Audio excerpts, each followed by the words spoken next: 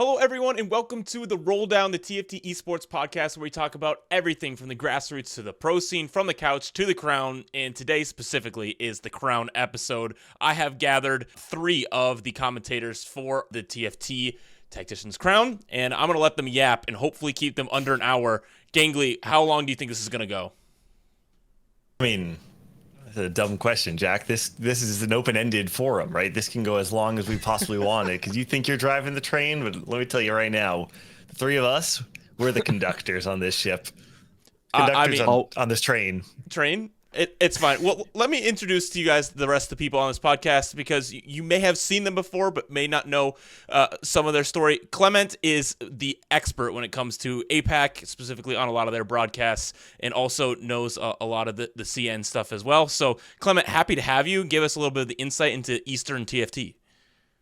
Yeah, happy to be here. And I think the important thing is we don't miss our flights out, right? Because it's going to be a while, I feel, with the 3 of us. Yep. We'll see. I mean, we got 3 days for that to happen, I think. So we'll make it work. And then also on the show, rejoining us from some of the EMEA stuff that we did for the broadcast, ImpetuousPanda is here, chains unshackled. We don't have to be 30 minutes anymore, but please not over like 3 hours, man. Come on. I'm just here to make sure Robin is not calling our team the untransformed Hulk and Nick Fury equivalent, because that is some copium if I have ever heard or seen it, and I'm one to know in TFT. It was so funny, dude. I was dying. I was dying laughing. He has some great takes, and if you didn't watch that episode, the previous one was the regionals review with Robin's song, so that was a great time. Let's jump into the action. Biggest headline from the past few weeks is the upcoming set. The title has been released, Lore and Legends, and currently we're recording this on November 7th, and if you watch League of Legends Worlds tomorrow, there's a whole trailer that's going to be aired during that. So excited for more information and more reveals to happen, and obviously excited for next set. But we're here to talk about the finale, the absolute crown of this set, and that will be the Tactician's Crown. And look at this handsome cast, man. All 5 of these guys. We don't have Necra and Hoope, because then it would actually be 5 days long. So we only grabbed the 3 guys on the right. You guys will be the voices sharing the story of the Tactician's Crown. So excited to tune in for that, and excited for you guys to get the opportunity to be in Alicante, where all the players will be as well. How do you guys feel about this experience? It's different than it ever has been. Obviously, EMEA has been in Spain once before, but not with both Americas and EMEA on land there, and then in Chengdu, China, APAC, and CN.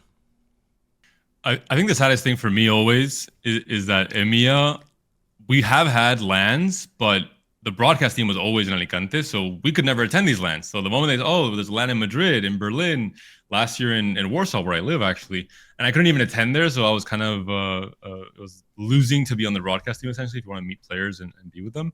And now everything's in one place. So I'm personally and selfishly very excited for this. Yeah, for me, it's kind of like the end of American dominance in TFT. That's what I expect to see. And you guys can push back on that. But my hypothesis is that there's always been like a 0.2 AVP differential because the servers were located in Chicago or in California. So there was always been a massive ping difference.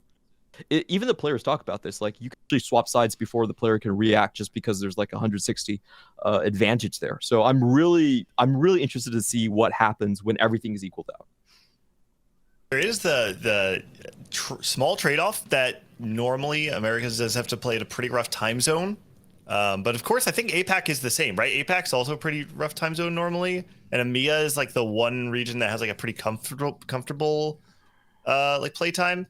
This set, it's like the worst of both worlds for Americas, because they have to be jet lagged and play with like high ping. So it's maybe a bigger nerf than I would like, but it is definitely worth the trade-off. I mean, having everyone on site, we had it, like David was saying, we did have players in Alicante a couple sets ago for, what was that, set 13, I think? Set 12, Magic and Mayhem. Set 12? Okay. Yeah. It was really cool experience being able to like just sit down with players, go out to dinner. We'd all be getting breakfast together in the morning. We'd have like big tables of everyone just like talking about the game.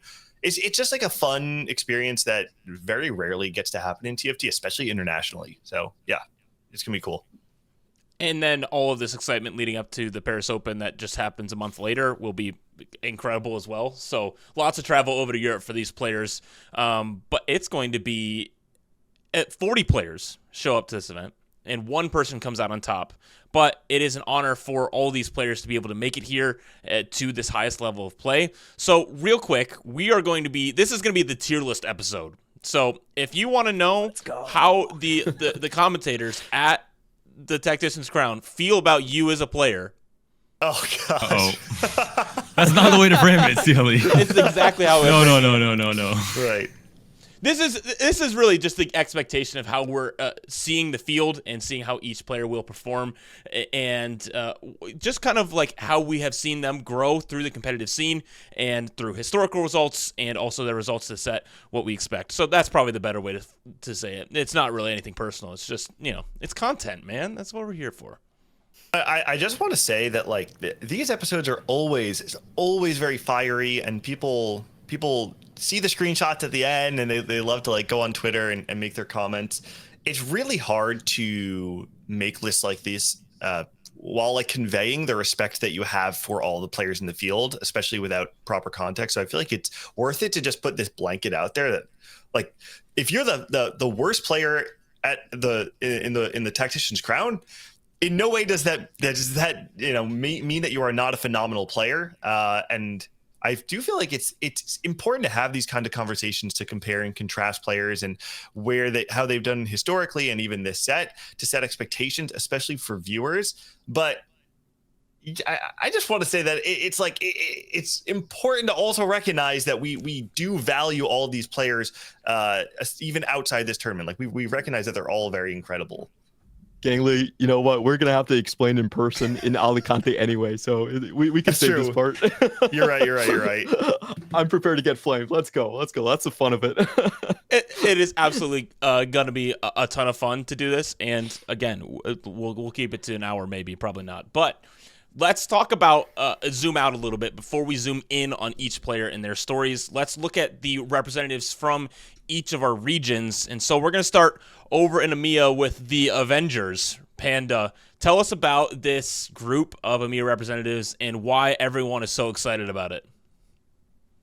It's just no surprises. A lot of very, very strong players. A lot of players that if you told me at the start of the set they'd be in the final lobby of regionals and making TAC round, I would say, okay, I believe you. There's not really that many surprises. The biggest surprise may be Tomino, who is a newer player in terms of playing at this elite level.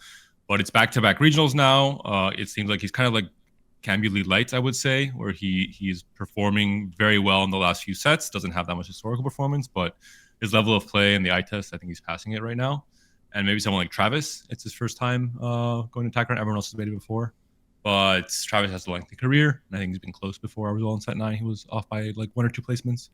Finished 7th instead of 5th in EMEA. So it's a very strong group. Obviously, some of these players might go 40th or might go 37th. It's TAC round, it's TFT, obviously. But I'm very confident. There's no one here that I would say, they stole a spot from Enzo or from Cambit or from so-and-so like it has been in the past sets. This is probably the strongest EMEA has ever sent, right? I'm so awestruck by the list. Yeah. I don't know if you guys saw this, but in the last episode, I was saying we had to give tier lists of the different regions, and I put EMEA first. And I think it's like pretty obvious that you should. The biggest thing that stood out is I calculated the regional AVPs by career. And both APAC and Americas had about a 4.2 career AVP among the players that we're sending, with EMEA being 4.0. Like, it's just a 0.2 delta compared to the rest of the players in the field if you're just looking at the region as a whole. I think it's very, very hard to make a good case for why EMEA is not the favored region going into TAC round. I think 100% that makes sense, especially with all these names. So many of them are expected to do at the very least solid, and just like there's really just no huge red flags on this roster. So not a lot of new blood that is unproven domestically and stuff like that too. So let's talk about another region where that may not be the case. Clement, let's talk about APAC, and obviously it's highlighted by 2 huge names, but some of these other names are like, I'm not sure who this is at all. Yeah, so I want to start off APAC by saying what an incredible split from YBY1. He averaged across the three TPCs a 2.7 in terms of overall placement rankings. So that's probably the third best domestic set we have ever seen. Like the top one is probably Distop in set 13 and Lakoko in set 13. The third best set we've ever witnessed by a player is YBY1 this set. So, that's going to be a standout, a very historical thing. Another big thing about the storyline for APAC is that every single member of the TW server study group actually made it into the regionals, and they had 5 players making it all the way to TAC Crown. So there's a huge seismic shift in terms of the sort of the lay of the land, where you have the TW server actually becoming the most represented server when it comes to TPC and TAC Crown. And then for the Korean server, what the interesting thing is that we have a lot of new blood. So the Korean server has always been huge. They're about like half the size of EMEA. So there's a lot of players there. There's a lot of new faces. We kind of rate them as the underdogs here, but it's always good to have like new blood coming into it. And then on the other hand, I think the sad thing, unfortunately, with all these new slots is that Vietnam is only sending YBY1. So they have a very different trial system from the rest of APAC, and we're just not seeing the usuals like the Pivas or like the mid feeds really rise up to the top in that sort of in that format. So I think those are kind of like the big takeaways. YBY1, the TW study group really showing up, and then we have new blood coming in from Korea. There's a player on this list that, we'll talk about it more when we get to the tier list, but I'm probably not saying this right, but Songyop, the Korean player, right? Is Yep. This player, Pork belly. Really? Is that what it means? Pork belly? Okay. Yep. I didn't know who this player was. I was digging into just player history, and the stats on Songyop were not super impressive. But when I went through to kind of contextualize what those stats looked like, this player popped off this set. I mean, I didn't know who they were, but they were top 12 in all 3 of the TPCs and then went top 8 of the regional finals. And I feel like this is just like the classic APAC story where, us Westerners on the other side of the world, we obviously don't know all the players at like the, below the tier 1 elite of APAC. And then when you dig into it, you realize that the players even just below that elite level are just like absolute monsters. So I did not know who this player was, but they've very, very quickly risen to be a player to watch, at least for me personally. He's the best kept secret from KR for sure. It's like he puts a lot of pressure out. We'll talk about him more. All right. 100%, and each of these players will find a slot in this tier list, and I'm very curious about, Clement, specifically your thoughts on APAC and some of these lesser known players. But Gangly, do you hear the Eagles screeching? It is America's and the roster that we're sending. Obviously we want to be a homer, but realistically, Gangly, which I know is how you always speak, you're never speaking in hyperbole or hopium or all these things. How do you feel about the America's roster? I think this is one of the least convincing America's rosters we've sent in a while, to be honest. That said, I actually think it is better than a lot of people give it credit for. We don't have any of our big 3, if you want to call them, the Distop, Wasian Iverson, and Distop, Wasian Iverson, and Setsuko. But I think that we have our actual 3 and 5th best players in the Americas sent. I think Robin at this point is actually number 3 in the Americas, and I think Cambuli is number 5. And so while they don't necessarily have the same reputation and like firepower that sending Setsuko, Distop, Wasian Iverson would, I think our top end is still extremely strong. The most concerning part, truthfully, is a lot of these players feel like their history doesn't really sell you on expectations internationally. The biggest question marks for me, at least, are Quintanilla, who had, I will say, a very strong breakout set.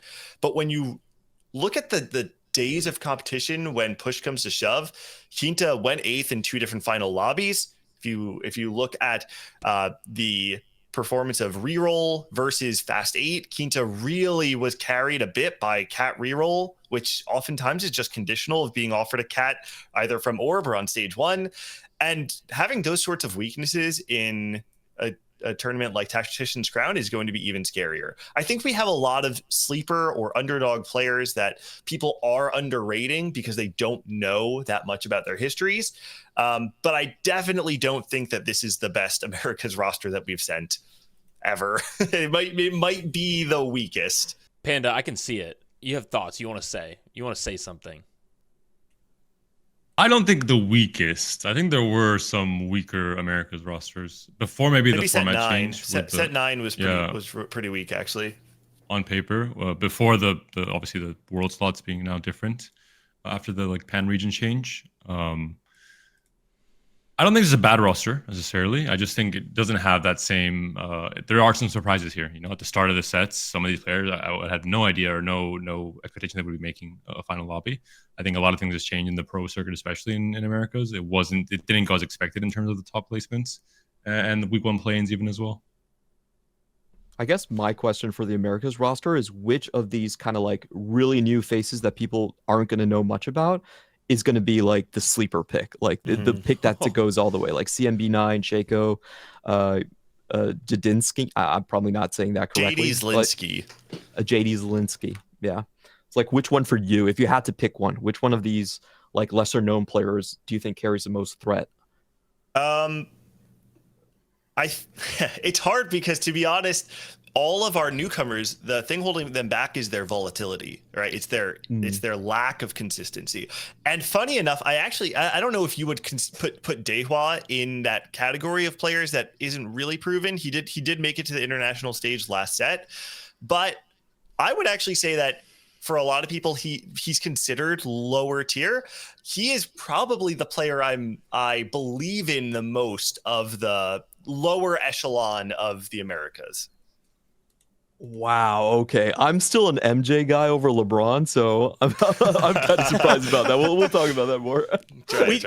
We definitely will, and we are going to start a tier list. So we're going to be placing everyone in a 5-tier format, and it's going to be, I'm sure, everyone's going to love our list. There's going to be 0 flaws for sure. So we have our 5 categories on screen for us now with all of our players listed down below. If you'd like to make your own tier list, you can do so. It will be in the description, and also you can find it on Twitter as well. And if you want to make your own, you're welcome to do that. So we have this in 5 categories. S to D is a little bit less nuanced than we wanted. So we want to do favorites, final lobby, contenders, the sleepers, and the underdog stories through the Tactician's Crown. And so we're going to get started here, and we're going to do this the right way. We're not just going to throw people into categories. We're going to put them in order in their rows. We're going to spend the time to make this like, hey, if I were to power rank these players, this is how this would go. So, gentlemen, are you guys ready? Are you guys ready for this? Oh, yeah. All right. I'm ready. Let's do it. I would say, though, are we going to vote in the order that it's in the bottom part there? Because I think it's maybe not going to be as accurate if we do one entire region first and the next and the next. Yeah. So biases and contrast. And my vote would be to go from top to bottom and like elect players to be up there, and then we can talk about it. Oh, that's fun. Yeah, let's do it.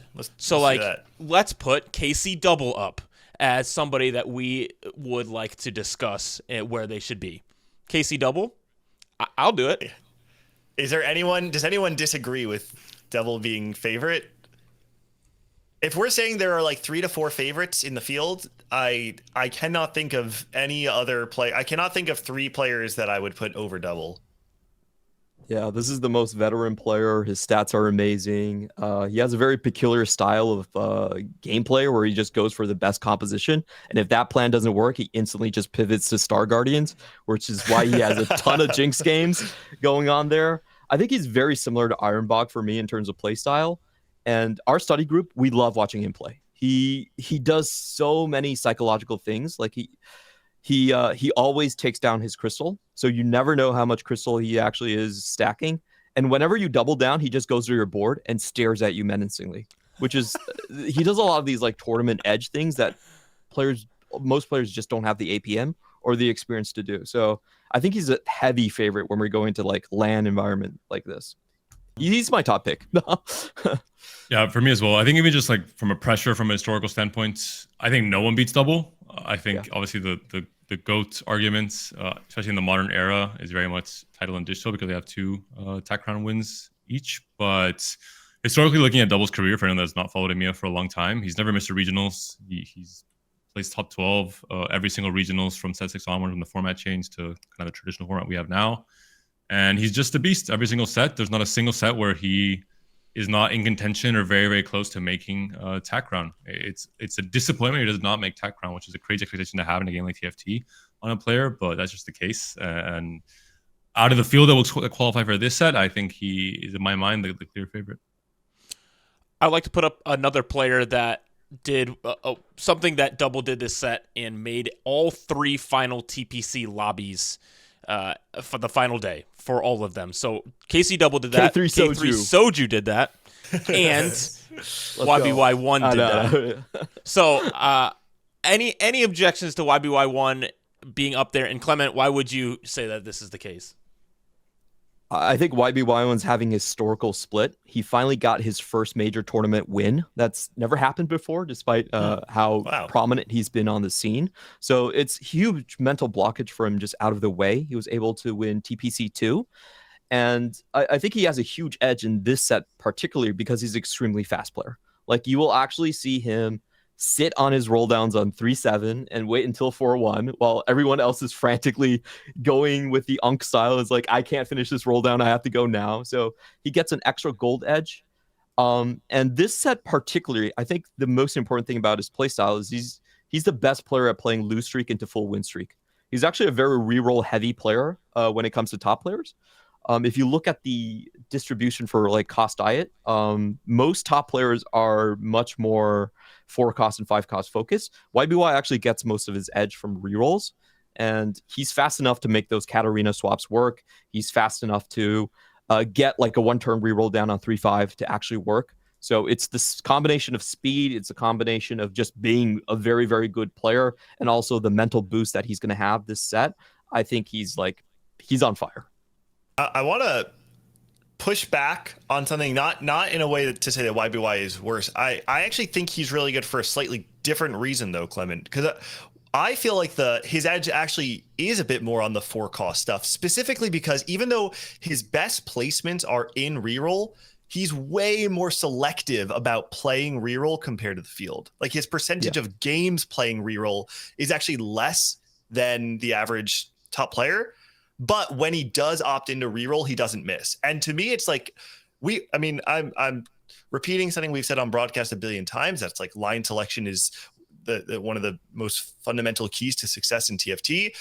And I actually feel like because he is way more selective in when he chooses to play reroll, he actually puts a bit more pressure on his ability to play 4 cost and not drop placements, right? Because then he can kind of like turn on the jets when he needs to, knowing that like, hey, this is a spot where I can play reroll and top 2 out of it.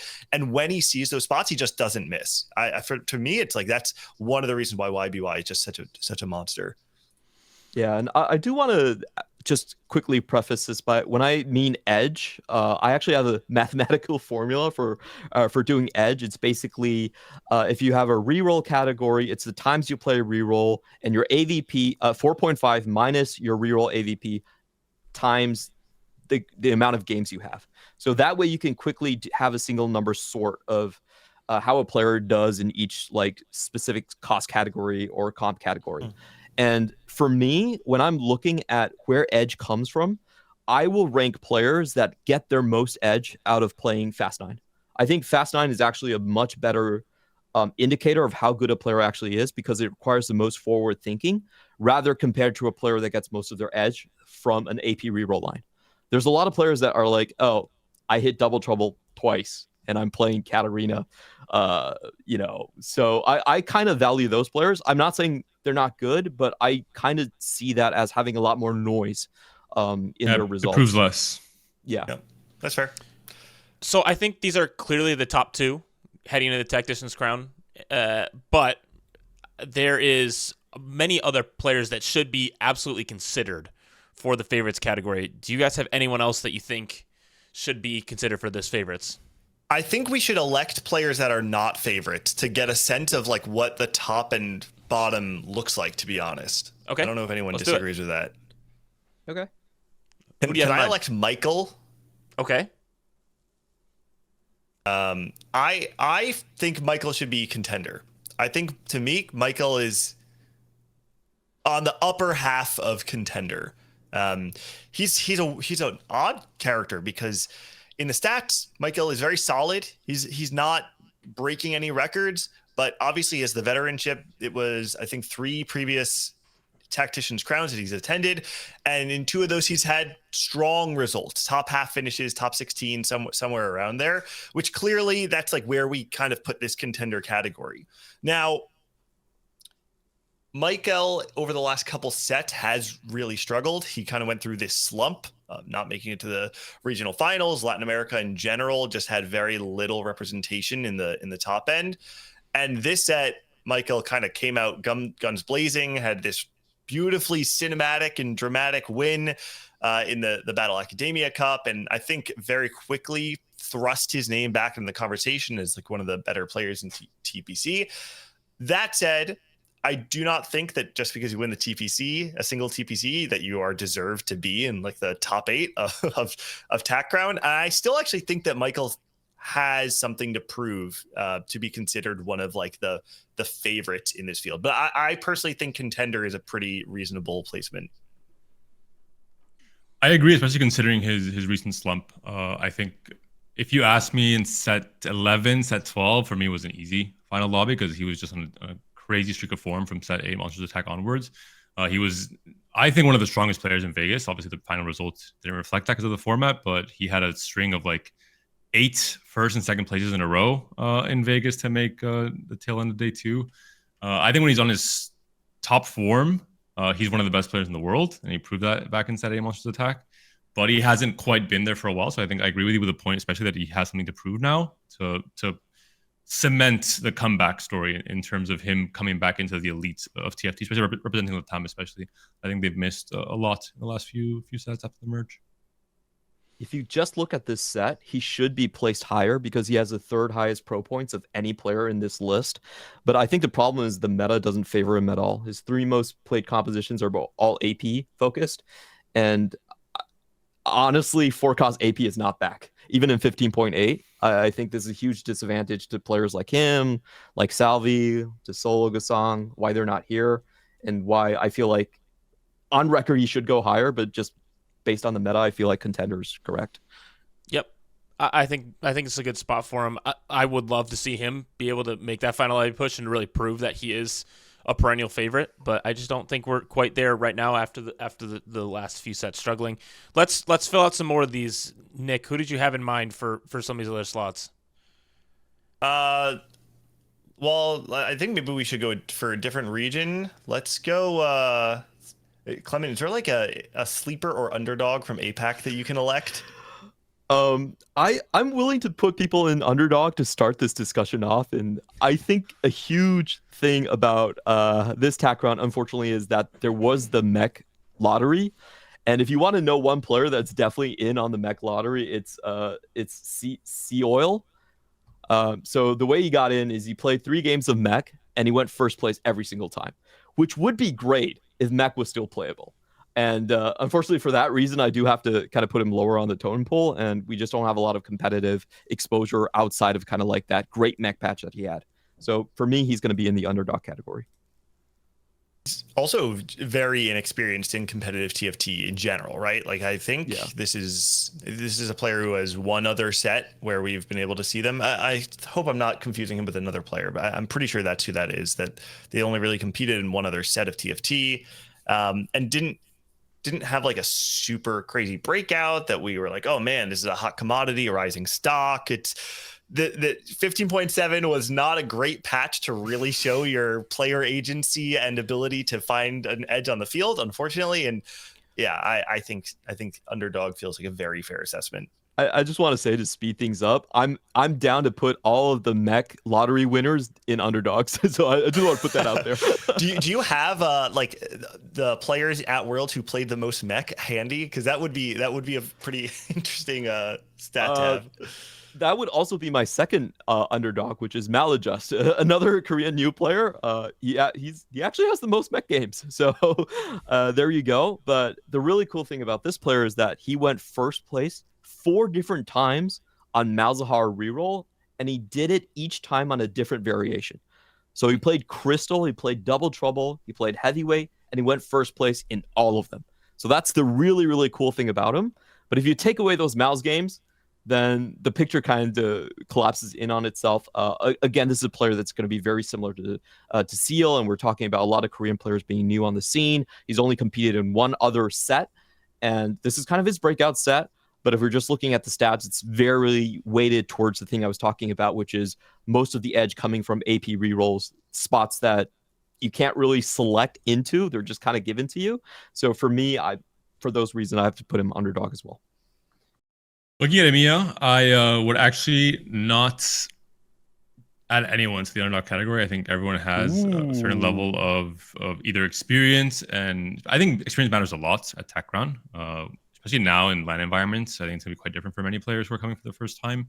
I think we've seen it many times before, where there are cases like Campbell, for example, where he rises up to that pressure and does really, really well. But there are many cases of players who come into their debut TAC round and don't do very well and finish I think in a disappointing position for what their expectations were. And I think in EMEA, it's not really the case for anyone. I could see 1, maybe 2 that I would rank under sleeper, but I think most of EMEA's fields, just from expectations, I would rank definitely from the contender and above. And I can rank someone for sleeper, and that's Tomino. I think he's still in that part of his career where he still has to prove himself. He's had a very good last 2 sets. He's made 2 regionals. He's obviously now made TAC round. I think he's growing more and more as a player. He has some disadvantages in terms of being Slovakian. I think overall, the community that he surrounds himself with is not the same as you would get from someone like Coco or someone like even newcomers from prop group with the Germans, for example, and Dasik. And I think it's a big part of TFT, especially this set. It's very info heavy, where if you're not surrounding yourself and you're kind of a lone wolf in the elite, it's very, very difficult to continue improving and performing at a high level unless that changes. I think he's done really well for himself up until now. This will be the first big test for Tomino. If he can hang this upcoming weekend with this field, it starts to cement himself. I think someone like Kambili, who has risen very quickly, but has earned that spot among the top.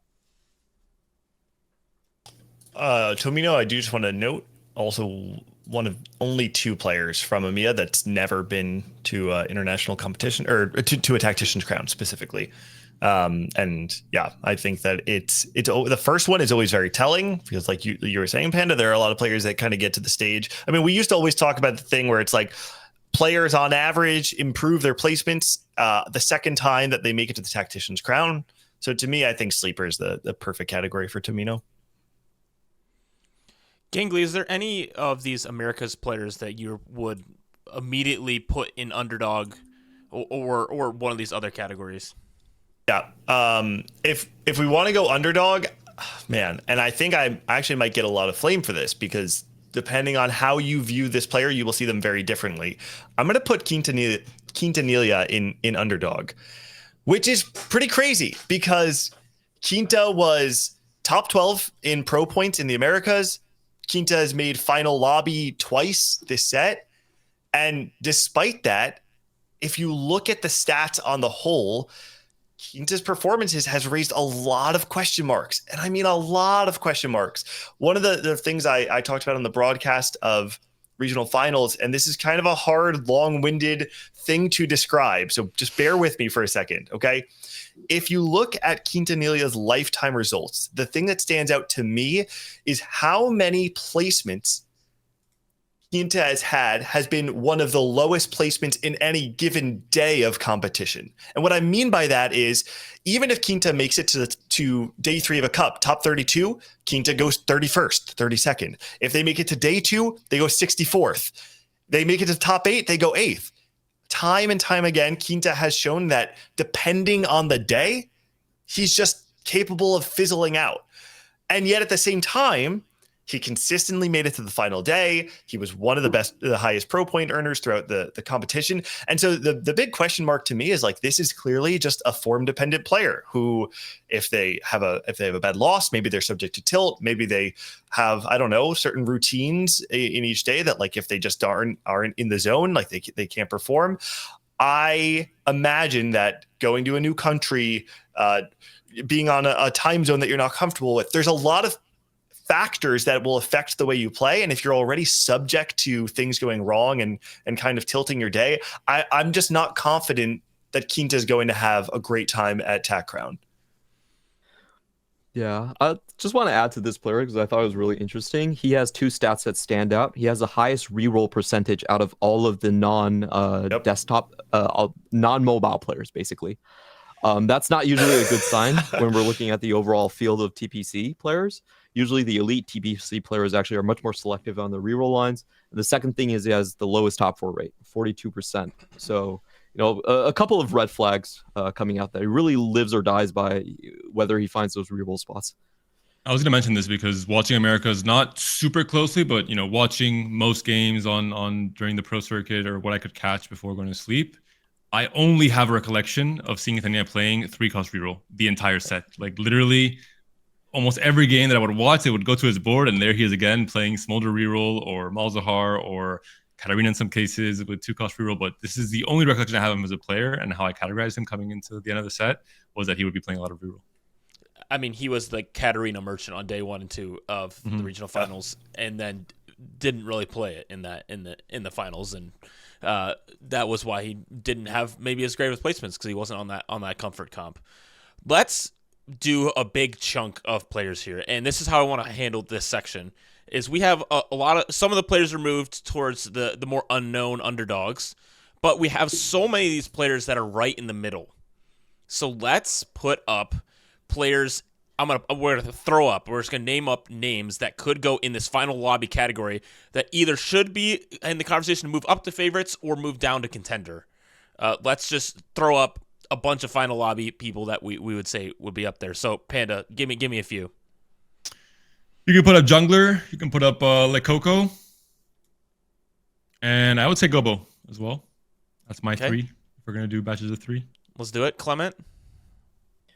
Ironbog, Terry, and this one might surprise a lot of people, but Without You. Ooh. Okay, I actually don't have 3 America's final lobby players, so I'm just going to put the players that I would put here, which I'm going to say Marcel P. I have Robin in favorites, that's why. But maybe that's a hot topic. We can put Robin there. We'll put him there. Let's put Robin. This is either final lobby or moving up, basically. Yeah. Oh, I see. We'll move him around from here. Yeah. Yeah, okay. Well, I just have Marcel and Robin, so I'm also going to elect Songyop as well then. Okay. So Robin, Marcel, and Songyop. Where are you putting? You're not putting Cambly over here? He's he's also favorite. Sorry. In my head, I'm looking at my graph, and I just didn't even consider them both not being in final lobby. They're both very clear favorites to me. Okay, real quick, let's look at some of the CN representatives. We only have 4 slots left from the mobile circuit, the JOC, that we don't know yet. But literally an hour ago, the TOC, the desktop version of CN, finished up. So are there any of these players that we immediately recognize, like, okay, they need to be towards this top? I think it's pretty clear cut for me. It's Flancy, Zenbai, Chitu. Probably Chitu over Zenbai, but those 3. Okay. Yeah. We'll move stuff around from here. So I think let's talk about these players and those specifically that we think should be in the favorites category. I think Lekoko, to me, is the most obvious needs to be in favorites of final lobby here. Lekoko is like, it's crazy because as insane as Double's historical stats are and his accomplishments, Coco is basically holding hands with him the entire time, and obviously he's just not getting the same recognition because of the accolades, like the trophy case that Double has. I'll hand this back over to Panda to talk about it, because I'm obviously not as familiar like long term with Coco's results, but I don't know if it was just like not getting tournament wins or not making it to TAC Crown early enough in his career. But for some reason, I always felt like until people realized how good Coco was, he was very, very underrated. And now I think his reputation is kind of caught up to how good he actually is. I think it's in TFT, a lot of the results that really give you that recognition and prestige comes from wins and comes from, you know, winning TAC crown or doing well. And I think a lot of consistency is not really valued as much. I think YBY1 suffers in a similar way, where players who watch YBY1 know that he is an absolute S tier caliber player, and if he wins a TAC crown, that would maybe change the conversation around him. I think Lakoko is similar. I think Lakoko is comparable to Dish Soap minus a TAC crown win in terms of when his career started to spike from set 6 onwards and how it really took into the next gear, kind of in the modern era, I would say, of TFT. But he has very little to show for it. And the only asterisk, I think, on Lakoko's career is the fact that in the 2 TAC rounds that he has qualified to in recent sets, he has not really had the clutch factor to make final lobby when he absolutely should have. There was a game where he 7th place would put him into final lobby, and he went 8th in a pivotal game. He's been in the top 16 last 2 times he's made it. So I think he needs to showcase the clutch factor in this TAC round especially. And I think there is, in some cases, a player's mentality where they have something blocking this next level up in their career or in their. We saw it with Setsuko as well before he really started popping off in tournaments. I think it's kind of similar for Lakoko. On the international stage, he hasn't proven enough yet in terms of what I think he has to show with the skill level and his consistency in EMEA especially. You mentioned it, Clement. He had one of the best sets ever in TFT in set 13. He was just absolute dominance alongside Disho. Yeah, double 46 bombs in cups. That is pretty crazy to do. He's only dropping 2 points a day. For me, I think Lakoko is one of my all-time favorite players. One of the stats that really stands out is that if you look at his average cup ranking, which is where he finished in the tournaments where there were still 128 participants, he has the best stat out of any player, which is he averaged a rank of 14.2. That's almost impossible to do. That's insane. He has to have globally the best AVP since set 11 onward, right? Is there anyone with a better AVP among players with similar amounts of games? Because I know he's better than Dish Soap and Double. There are players that have better AVPs than him, but probably not players that have better AVPs and also participate in every single cup, which is, I think, it's really hard to do. Other things that are really cool about him is that he's very different from he's very different from Double 61, which is Double 61 is the guy that beelines for the best comp in the game. Well, Coco takes you on a journey. He's the most flexible player we have out of the entire TPC. Played the most amount of compositions, and he's also the best 3-cost reroller. So there's a lot of things to like for this player. He's very creative. And I think that the perception that he does poorly at Worlds is also a little bit overblown. On average, he actually places higher than Double, which is kind of crazy to think about. He just doesn't have the champion case to show for it. So I feel top like 8. No top 8 though is like no that's an important accolade. I think it is like it's worth it to give it some level of credence when Panda's giving the example of just don't go 8th and you make top 8. At TFT, there's a lot of variance, but you should most of the time you have enough player agency to avoid going 8th. So I think having the clutch factor is like somewhat of a quantifiable metric is important. It always feels like he's due, and for that reason I'm always cheering for him, so hope he does also well. I just wanted to, I know we're spending a lot of time on him. I just wanted to try and recall last set Panda. I remember he had a pocket pick going into Worlds, right? I don't remember what it was, but then we actually got to see, it was like a reroll comp. It was Lilia in last set. Am I making that? I don't even remember. There was some reroll comp that he was playing in scrims that no one else was playing. And then we got to see it on broadcast one day. And it was something that we had not seen all weekend long. It was not considered super high priority. And then he got it and like was able to top 4 with it. And to me, it was one of the few examples where you get to see like a flexible pocket pick come to life in TFT at this high of a level. I do remember making the joke around this, but unfortunately for you, Gangly, after new set launches, I erase everything from any set in TFT from my mind. Fair. I remember it was Fiddlesticks. I could not tell you the top 3 most it was Blading Jewel Fiddle. That's what it was. It was Blading Yeah, Jewel yeah, Fiddle. It was. Yes, you're right. He was willing to play it when nobody else was. Okay, Yeah. 100% agree. Lakoko should be up there. Now, I think this is where it gets spicy because I know Gangly specifically, I and maybe you would have some of these Americas players up there, but who would you like to put up for possibly going to the favorites category? Cam. I think Okay. Cambilly, to me, if you just look at what Cambilly has done over the last couple of sets, I mean, Cambilly out of his last 6 tournaments has top 8'd 4 of them. Cambilly out of his last 17 tournaments has top 16 11 of them. Since the start of set 11, there are very few players who have advanced to as many days of competition as Cambilly. To me, it just feels like the one thing Cam does not have that is making people not see him as elite as some of the other players in this favorite is a tournament win. It's the exact same reason that David is saying Lococo's reputation did not catch up to how good he actually was. Cam doesn't have a win, and I think for that reason, people do seem to underrate him a little bit. I think he's the 5th best player in the Americas and is absolutely a favorite in this tournament. Does anyone want to fight against this? Right now, if I ask you, Gangly, that Cambilly would win this tournament, Tech Crown, for this set, you would not be surprised in the slightest. I think this is what favorites depicts I would for not me. be. I would be surprised in the sense that, like, I don't think many people think he would win.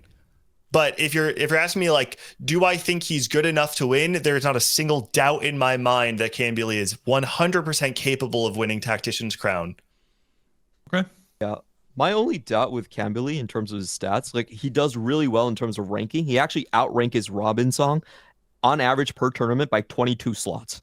That's insane from Cambilly coming out there. So I have him as the highest America slot. And my only question for him was how good would he be at like actually winning games?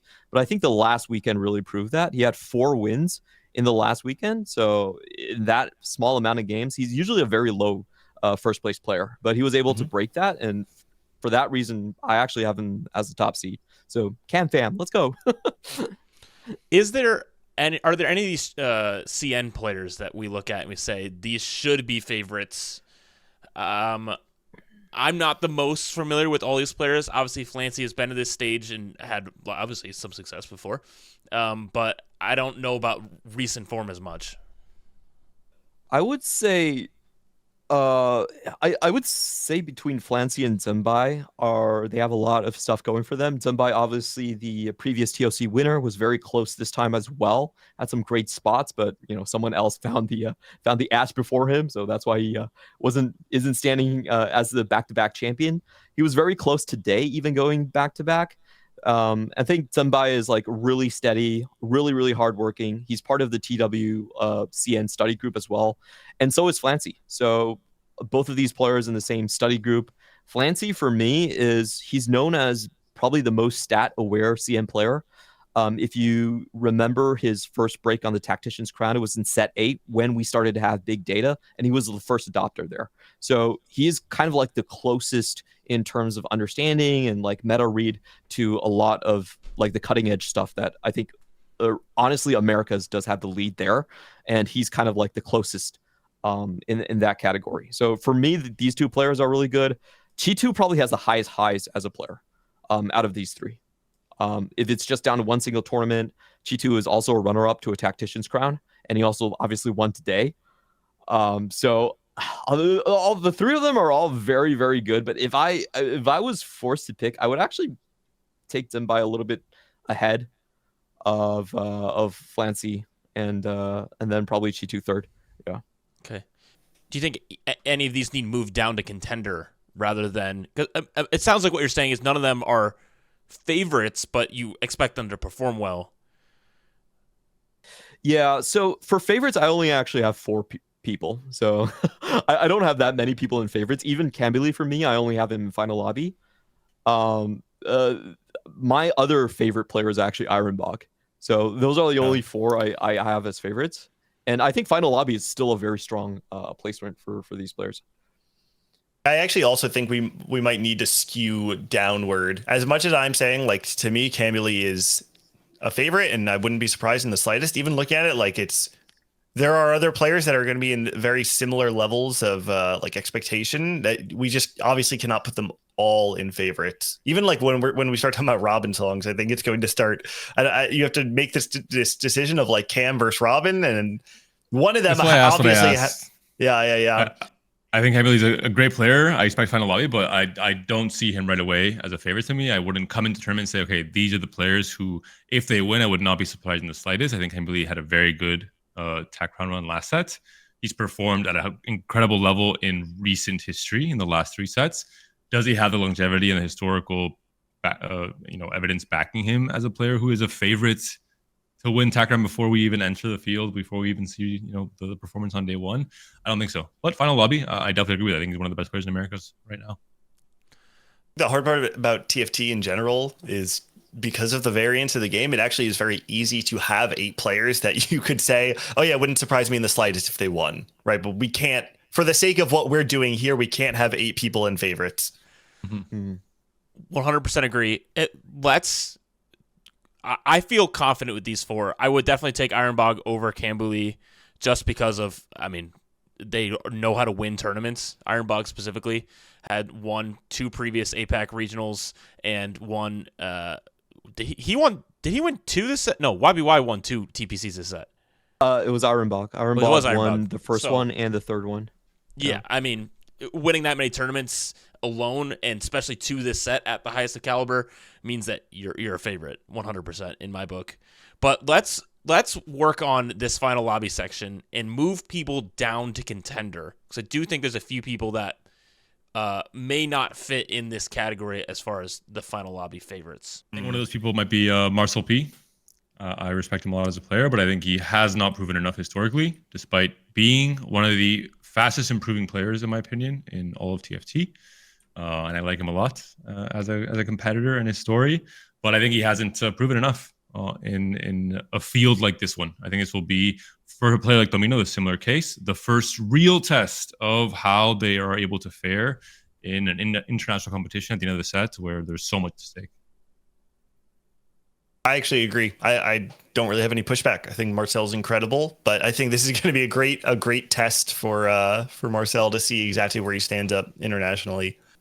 Clement, are there any of these APAC players that you say, obviously they belong in the top tier conversation, but maybe not this time around in this final lobby? I'm going to have to demote Gangley's pick. No, I knew it.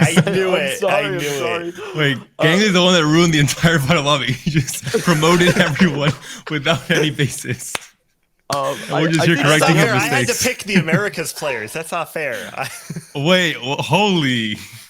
Shots fired at your own reason. Let's go, Gangley. Look at the record. He's very similar in terms of his placement distribution to someone like Panda. He's in the same study group. Not that Panda, the much more Panda. Accomplished Panda. Keep going, Clement. Keep going. Yeah, the better Panda from Korea. So I think he's a great tempo player. That is what he's known for. If you're trying to win streak, you're gonna hate him if he's in your lobby. But he's also very low cap because of that. He actually has the lowest first place rate out of any player in the field, and very, very high top 4. So for me, he's gonna be a kryptonite to some players, but not really expected to take it to the top. I want to push back a little bit. Even if we keep in contender, I just want to say that when a player has results similar to Songyop, which is 2 final day finishes and 2 on the cusp finishes where they get eliminated on day 2. I think it was, let me pull it up actually. I think it's 11th and 12th. Yeah, 11th and 12th at Soul Fighter and Star Guardian, 7th and 5th at Battle Academia and regional finals. When you make it into final day and have a bottom half finish, your stats always look much worse. The reality is you had to play 6 more games that no one else had to play because they got eliminated before that. And so that's why there's a lot of players who don't make it to final day who have better looking stats than people who make it to all 3 final days and then make it to final day of regional finals. That is completely true. I'm just so surprised you're dying on the Sanyap hill when you started this podcast by saying this is the first time I've heard about this player. So it's just... but the thing is, I get it. This guy has never had a set similar to this, but I do feel like when someone has 4 tournament performances that are all elite level performances, like barely missing out on day 3 twice on 2 points and then making it to top 8 in the 2 other ones, it's really hard for me to justify that this player is anything besides a contender, I guess. And so maybe contender is fair. Like if Songyop gets 12th in this tournament, it would feel good. We made it. It took a while, but we finally made it. It's worth it to at least consider them as one of the best performing players in APAC. Like if you just looked at the results alone and don't look at any of the historical evidence, after YBY and Ironbog, is there anyone who actually did better this set in APAC than Songyop? I don't know if there really is. I actually would lean a little bit more towards Terry in that, just because I know he has lower pro points, but I think winning the regionals and historically being actually finishing better than Songyop probably gives Terry the edge, and probably that's a segue to kind of introduce Terry. He's won a previous Tacticians Cup before. Again, he is in that TW study group with Ironbog, with Jazz Latte, Without You. And I think this is a player that's really interesting. He is most similar to Robin Songs in terms of playstyle, in that he will take combat augments 2-1, he will slam suboptimal items, and try to find for econ on 3-2. So he's kind of those players that, again, is very win streak heavy. He loves to level. We call him Shinga TW.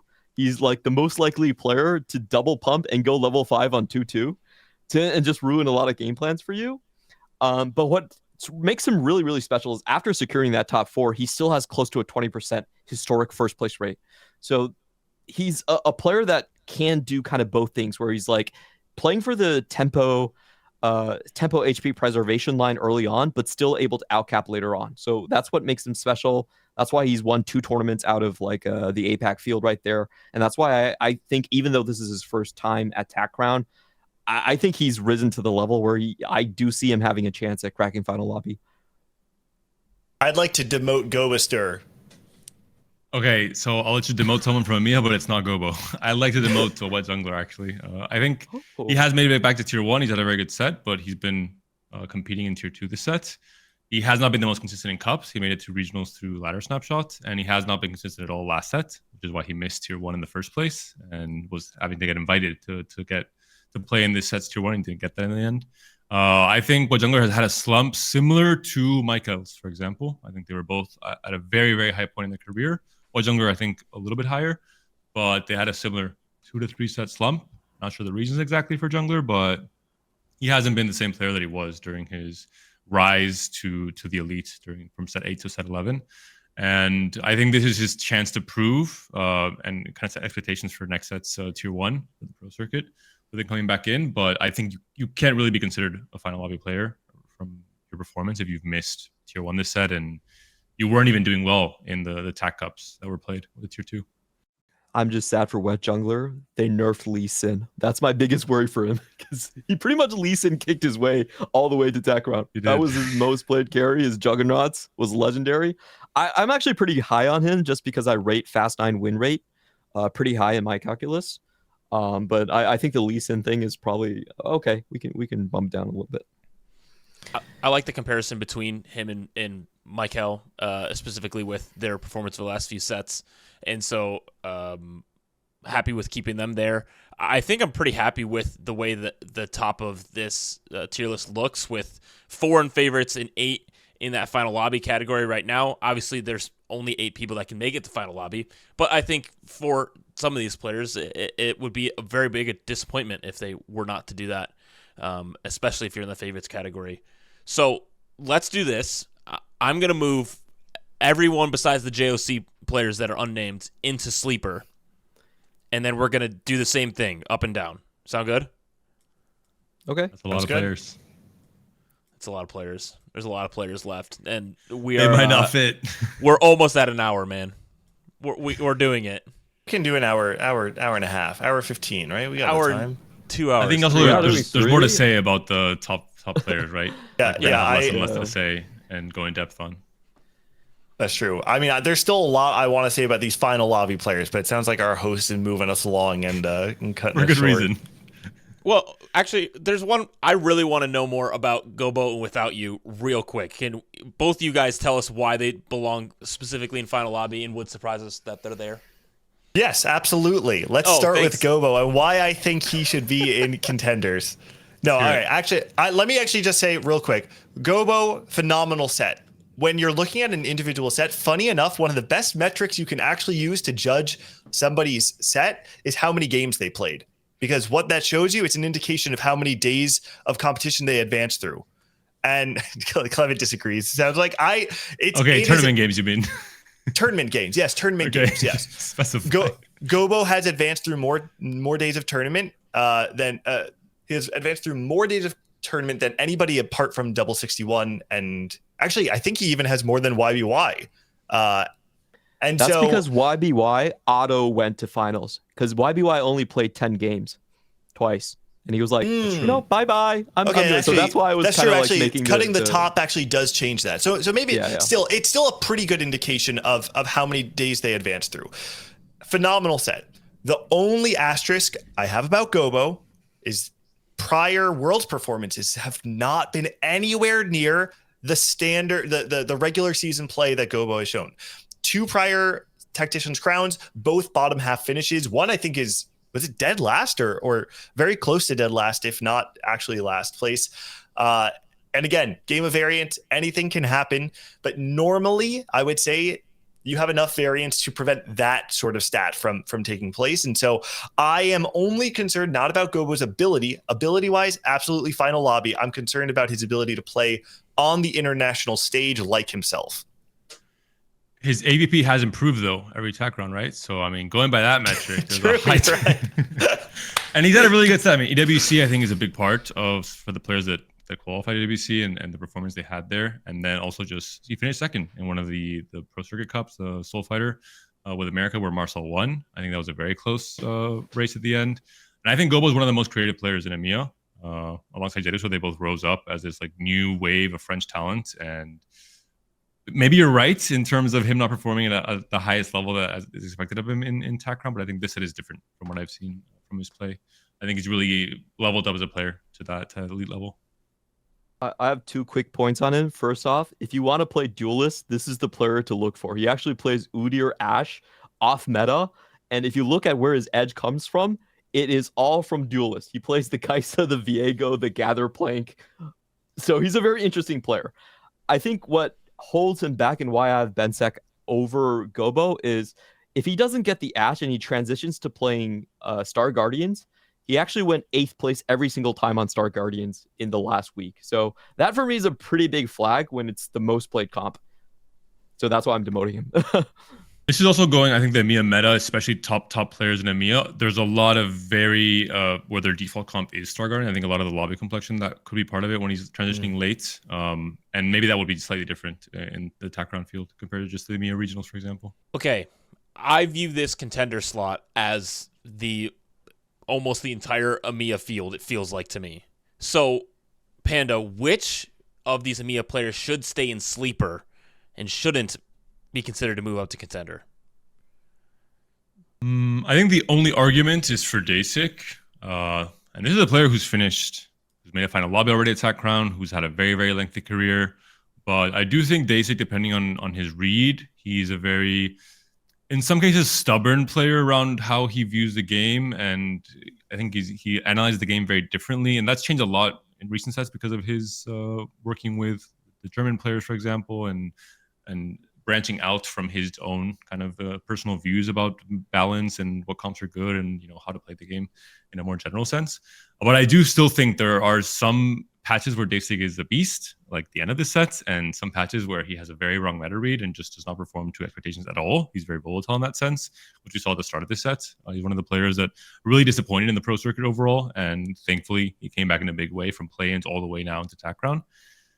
I'm not sure if that guarantees that he'll have the right meta read and the right game plan coming into this TAC round, but he's a player that if he's final lobby, I wouldn't be surprised. If he is 32nd, I would also not be entirely surprised. I think there is some volatility still in just how he performs, and he's a very on-form player. I think if he starts off in a good way, which also indicates he has a good meta read, I think he can really use that momentum to launch himself forward throughout the rest of the standings. So are you saying he should stay in sleeper, or he should I think it's the only player I let other play or Gangly or Clement argue, but it's the only player that I would maybe I'm putting accept. in sleeper as well. I have the same exact read as you, Panda. Yeah, I think everyone else from EMEA is pretty clearly contender. You know what is pretty wild? If you look at career AVP, there's not a single EMEA player in the bottom third. If you're looking at America, EMEA, and APAC, and I think Tardament is either Tardament or Dasic. One of them is about that like lower 2/3 in career AVP. But yeah,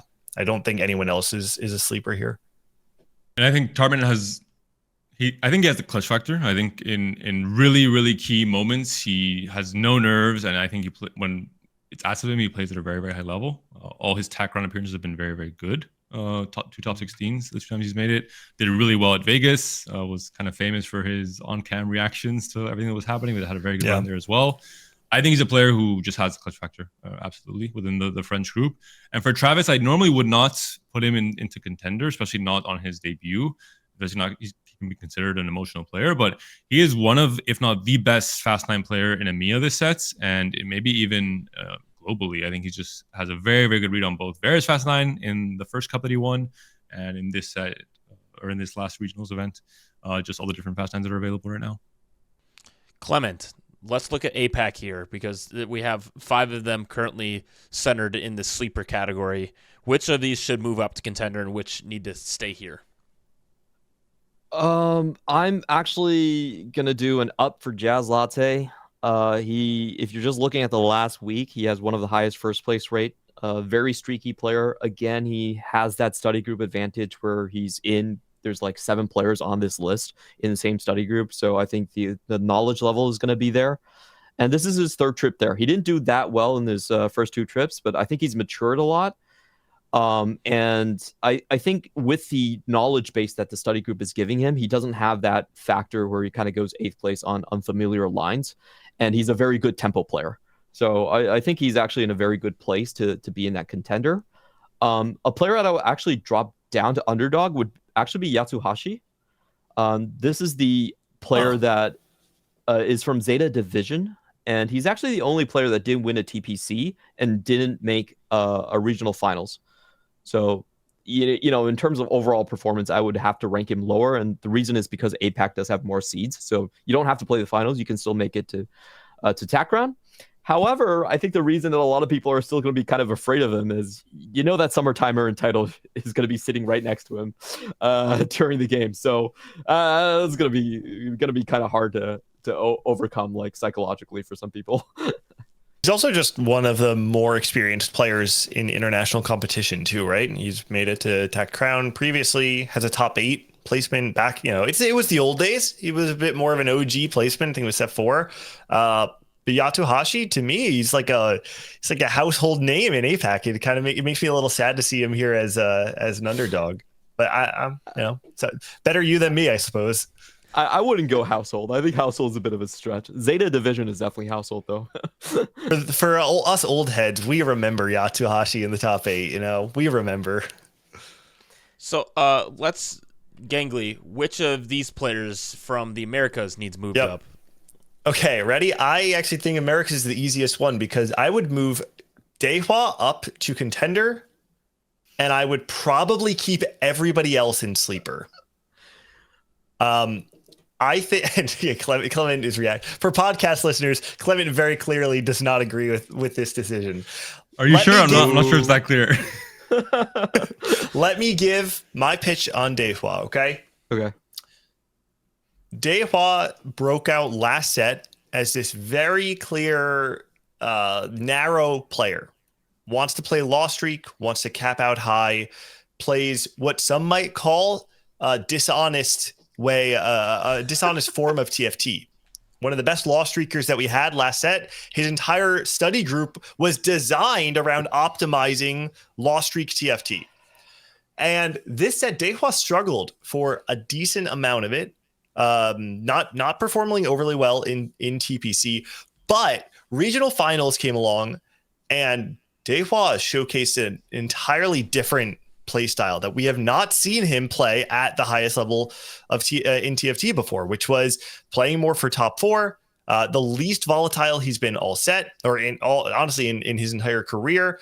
And I think, if I remember correctly, was way more willing to play things like the Zaya reroll, and more of like the top 4 oriented game plans. And This guy, believe it or not, doesn't feel any nerves. He's completely stonewalled when it comes to being able to play in tournament. He plays like himself. I think that he had a great set last set. Did pretty well at Worlds, I think. I actually don't remember. I don't have it off the top of my head. How did he do at Worlds? 25th? Not that bad. Could have been better. I think whatever number you would have read out, you would have the same reaction. Yeah. 39, not that bad. Not that bad. Could have been worse. No, listen, I actually do think that Dehua showcased a different playstyle at the regional finals than we've seen all set. Made into top 8. He knows how to win games, and I think that showcasing a more humble, honest form of TFT does give me a little bit more confidence that of the sleeper picks that we currently have, he's probably the one I have the most faith in. So my counter argument before Clement jumps in with his more fact-based argument is, isn't the sleeper category perfectly defining a Masters player who has a chance to do really well in the TAC round field? That's crazy. That's crazy. Isn't that exactly what a sleeper pick is? Someone that can rise above expectations and perform at a great level because of his evolution in his career? Okay. He's not actually a Masters player. Let's just make that clear. This guy is actually very good. He is also just. I've seen some screenshots that he was very much in the master tier competitive TFT ladder in NA. Yes, but also it's like he has no incentive to care about ladder. He's not trying. He's just okay, Clement, now you can go. Fun. Gangly, you're better than this guy. I think you have more LP than him. Take your win. I have more LP than David currently too, but I don't know if it necessarily means I'm a better player than David is. So I just want to push back on some of the factual stuff. First off, he has the 3rd lowest pro points coming into this out of the entire field. So he did not have a very good TPC set. The way I look at his regionals is that he played a very risk-averse way of playing the game just for the top 4s. And I kind of compare him to someone that, after the battle is over, he goes onto the battlefield and then picks up all the loot from the dead bodies. That's kind of like, he's like a placement vulture. And the reason I say that is he just played tons of Star Guardians and Samira Volibear, like these no-cap boards. He's never going first place, but he's always going to get a top 4, and he's going to continue to advance in the tournament. And because of a lot of the ways that the standings were actually structured, you had a lot of players that had to go into, contesting Crystal Ash and stuff like that. So there was just like a lot of loot on the ground for him to just pick up in advance. So that's kind of my perspective on him. I'm not saying he can't do like the LeBron stuff that maybe it's in him. I'm just saying factually from this basis and from like all the stats, and you look at like 1 game win out of 18 coming into regionals, I just find it very hard to vouch for him that he's going to have a great performance at TAC round. So for me, I actually have him all the way down in underdog. Okay, that's my factual based rant. I'm going to push back on that pushback, okay? Because there's two things that I think your facts are ignoring. The first is, if you saw the way he played day 3, it was extremely different than the way he played the first 2 days of competition. There were multiple games where he single-handedly griefed multiple Crystal Gambit players in the lobby because he would full open his boards on stage 2 because this guy does not care. When push came to shove, Dehua fell back into his old way of playing, which was significantly more volatile. And even with the regionals performance where he's playing Star Guardian, he's playing Soul Fighter, he's playing 3-cost reroll, his first place rate in the set is still reasonable. It's still above average. And if you look at his career first place rate, it's one of the higher ones in the field in general.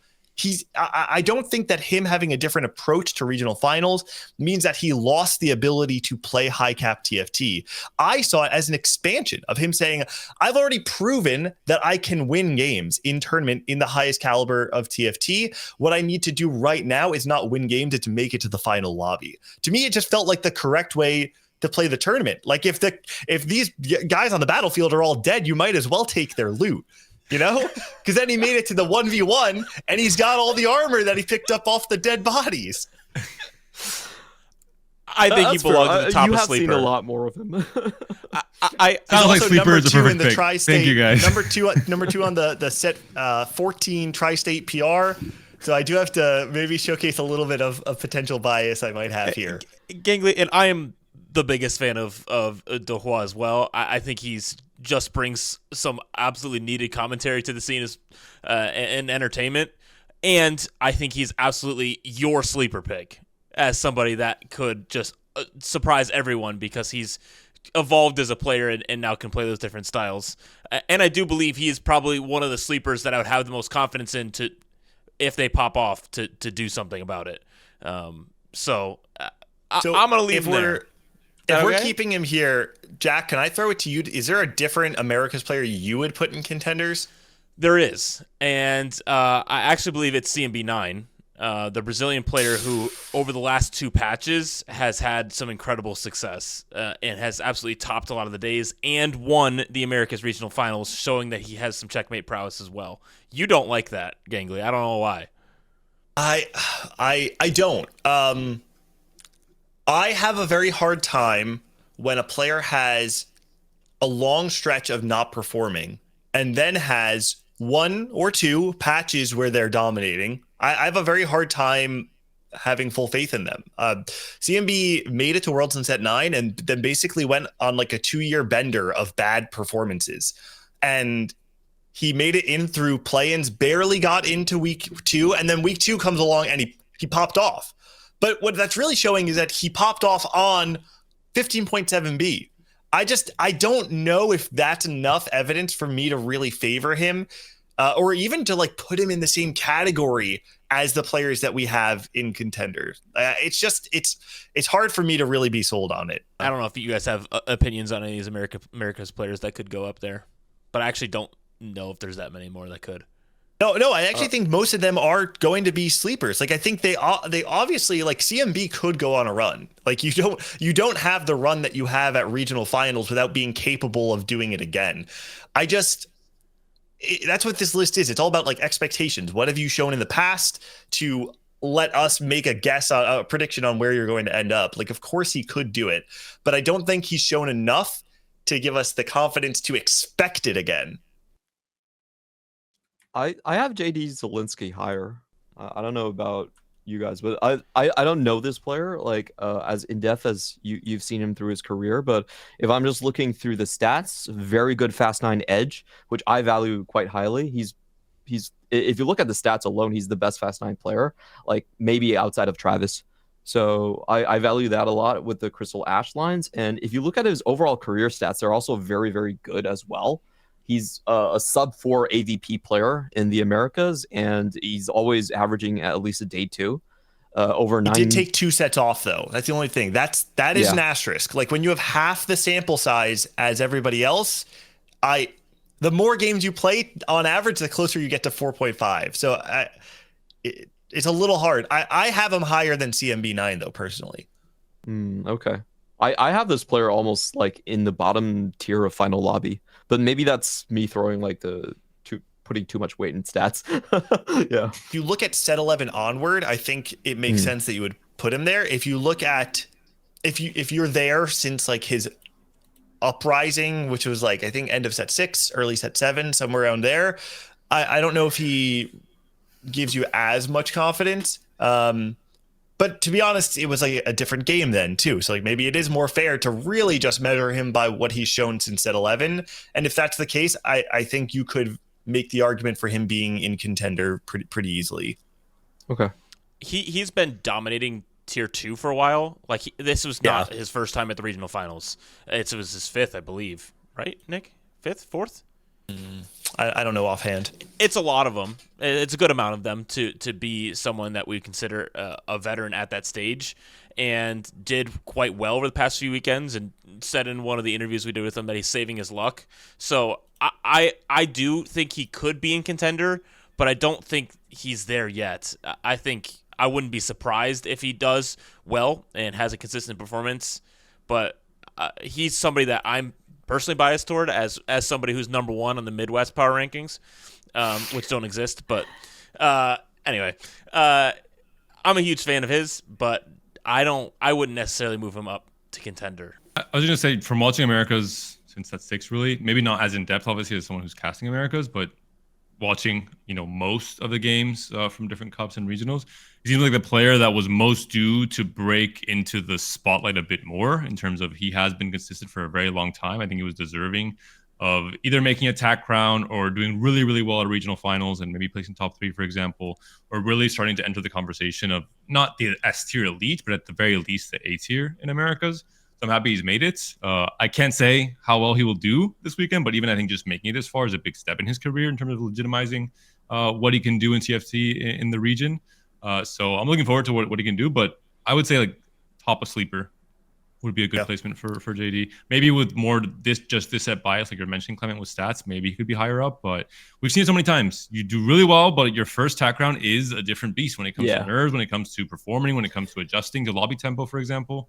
Clement, help us with some of these APAC and CN players. This is probably the most glaring player to me that could move up to contender. I'm not sure how much more info you have about these guys. So he's playing in the JOC circuit. So the stats I have him in are very, very few, but this guy is pretty much the biggest reroll out of the field, which is not surprising. In general, the mobile circuit is much more reroll focused compared to the desktop version.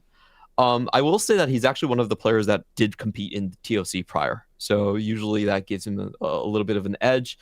I do expect a lot of like Malzahar, Kale reroll, kind of the AP reroll lines coming out from him. But other than that, I don't really know much about his how his time has been in FFGS.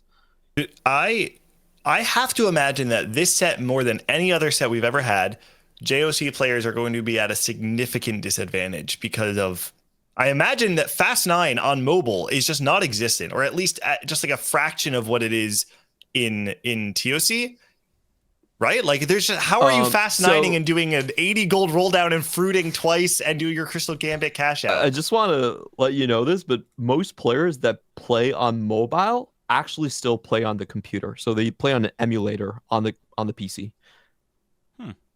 Most of the time. When they're competing, crazy. they also have to play on mobile, but like actually you're just opening a different client basically. Okay. Yeah. Are any of these players that you look at, you say they need to be an underdog or they need to be in contender? YFTX is probably the most fun player out of all of these. He has his specialty move when he wins. He does the double chop. I think it's from an anime or something. And his stats are most important because he had close to a 40% 8th place rate. And yet he still made it all the way to TAC round. I think it's amazing about this player. So this player, like the way that the system worked in CN is that they actually use fan voting to decide who makes it into the TPC. And he spent a lot of time canvassing his fans and just making sure he built up that popularity. And once he made it in, we were like, oh no, this looks so bad for TOC because they got a popularity vote in. And he bombed out like super hard. He had like insane streaks of bottom 4s and just like 8th place after 8th place after 8th place. And then when it came to regional finals, he still turned it on, was able to do the slash move every time. And now he's at TAC round. So I'm not sure if this is an underdog story or not, but it's kind of an amazing turnaround. I think it's the most like kind of comical series of events that we have at Tactician's Crown. Anyone can do it. Underdog, sleeper, is he gonna? I think he's still underdog for me. Like, okay. I don't think because one good regionals you can look past like going 8th place 40% of the time in TPC. So probably underdog for me. Tell us about some of these APAC players though. Is this their home? Is this where they belong? I think the interesting ones here are probably Sheepstick. So this is a Singaporean player. He's been around since set 8, and he's at incredibly good highs. He was top 10 when it came into the SEA finals. And just by the eye test, I think he's one of the best performing players this regionals. A lot of players agree with this. He's very flexible with his lines. He's willing to go to play a lot of the Soul Fighter lines, which is actually, if you look at the Soul Fighter Edgelord lines, is the dominant line on 15.8. So I think that gives him a leg up. But like Ainley said, this is also a player who's had huge chunks of time missing from the competitive scene. My personal guess is that this is probably not a full-time player. So it's kind of like hard to judge if that one good regional is just kind of him being flexible and finding the right spots or not. But from the eye test, this is one of those players where I would be cautiously optimistic to actually put up into contenders. I would not be surprised if he actually has a very good run. He's just that impressive. And the fun story about this is he was actually set to win regionals, but what happened was that Without You was able to get a flicker blade off of the PvE round when it was a what was that called? It was a scuttle puddle, and he was playing Zaya, and he got flicker blade, the first item, off of PvE round, and was able to steal that game away from Sheepstick. If that didn't happen, Sheepstick should have been our regional winner, and he should have won by quite a large margin as well. There's another APAC player I would like to at least discuss about potentially putting them in underdog, which is Seal, or CL. I don't know the correct pronunciation. These names there, but are way too close to each other. I would just like to make that known. yeah. Yes. So what I have gathered about CL, first off, one of the few players in the field whose career 8th place rate is higher than their 1st place rate. Clement talked about before, the ability to win games, especially in the international stage where it does get harder, is really important. CL has a pretty even spread of everything up like even this set, like plays reroll about the same as they play forecast, has like even distribution of placements, doesn't seem to have like a clear edge anywhere, and truthfully has like the lowest career AVP in the entirety of the TAC round field, or at least very close to the lowest. To me, it's very hard to find any reason to say that they have an edge on the average player in this current TAC round. And while their results were reasonable in TPC, obviously they qualified here. They had to have a good run. I'm struggling to hold on to any reason to believe that they are expected to make it to the upper half of the standings. Yeah, I agree. I think his biggest, bright spot has been that Bastion legendary line, but outside of that, it's really hard to find something for him. I still would put him above Yatsuhashi slightly, just because the overall stats is a little bit better, and he did make it into the regional finals. Another player from APAC I'll just quickly go through is K Babao. He's in the same study group as the TW players, and this is someone that was universally recognized as being the best player on the server from set 1 all the way to set 8. Like when we didn't have the chance to participate in Tactician's Crown, he actually won the highest level event 4 times in a row in our server. So he's kind of an old head. He came back because of EWC, and of course because the Hong Kong players did pick him up, Ironbog and Alpha Chi, AQ1H did pick him up for EWC 4v4, and ever since he's joined Flash Wolves, he's been doing tremendously. He has that sort of backing. Very, very flexible player. His line selection looks a lot like a double, where you're just kind of beelining for the best comp, and then you have some of your like B tier pivots that you go to. But it's really fun to watch him play because he is completely outside the box, and he doesn't really look at stats himself. So he's kind of a good measuring check for is flex play actually viable or not on the patch. This is not a sleeper that I want to talk about. It's actually someone we put in contender but didn't talk about. But I actually think Ben Sack is a little bit more interesting of a character than than the attention we've given to him. Yep. Just I don't know that much about Ben Sack, truthfully, like about history. I've only seen his stats, and his stats are really impressive. Like this guy has done very well all set long. Historically, he has many strong cup results. He has made it to TAC Crown in the past, didn't do amazing, but to me, I wouldn't be surprised if we're supposed to put Ben Sack on like the top of contender. Yeah, I agree with you. I think we just added in, and we were just talking about Dasik during that time. But I think he's the most improved player in EMEA the last 2 sets. Maybe not reaching the highs that Campbell has in Americas, but I think very similar growth and results, I would say. He made his first TAC round last set, did well, made it back now, second set, won one of the cups, of course, the final cup. I think he's improved drastically. Part of, I think, this growth came from EWC as well. The qualification process, he was the rock really for that Fnatic squad. in terms of playing marksman last set and just farming top fours, and he was a consistent player for their qualifier run. And then similarly so in EWC itself.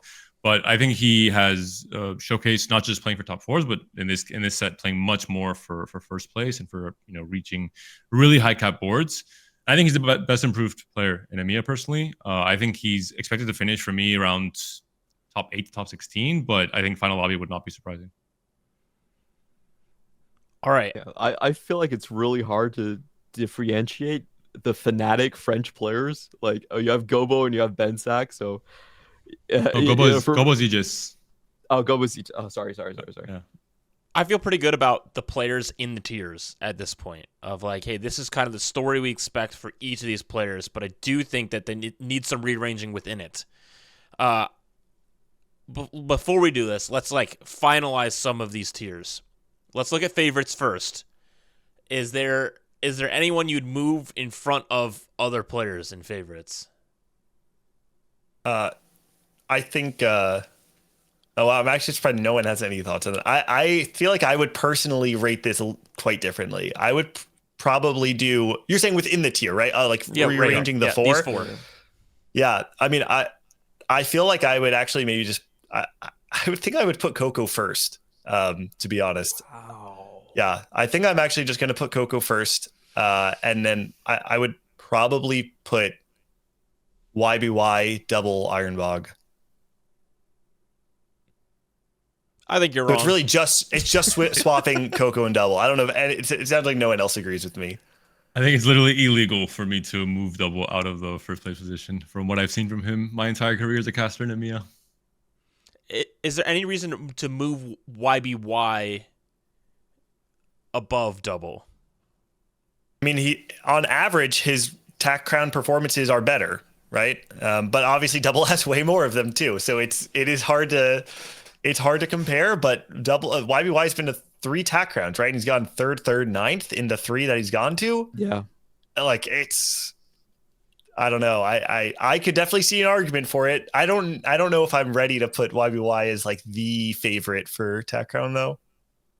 I think stat-wise, you make a good point that you could definitely take Coco and YBY over double, but man, when it comes to tournament and sitting down in a lobby against double, like the pressure that he's going to emanate and sort of the pedigree there, for me, I still think it's I can't put a player over him. Like I'm not even going to put Ironbog over him, even though he's won half the tournaments that is featuring top 32. Like, okay, sure, this guy probably knows how to win tournaments really well, but not having that ring, or sorry, the crown, it just makes it really hard.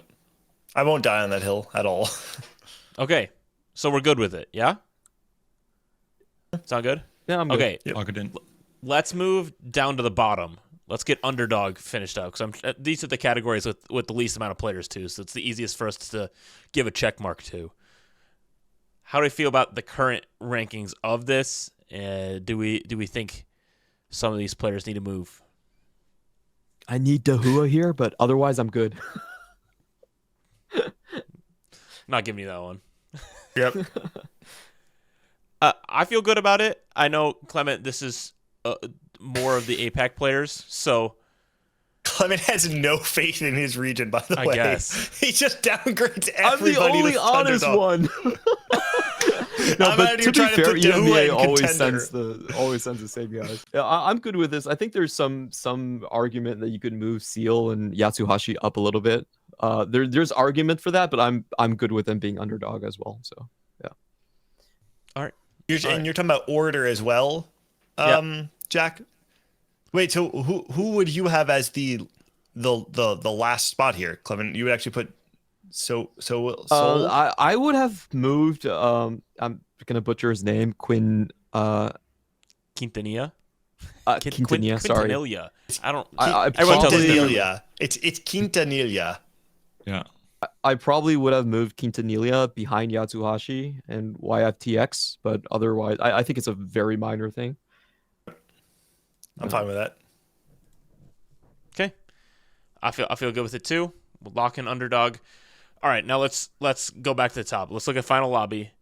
I I don't. Do we have any disagreement that Camberley should be one of these players towards the top here?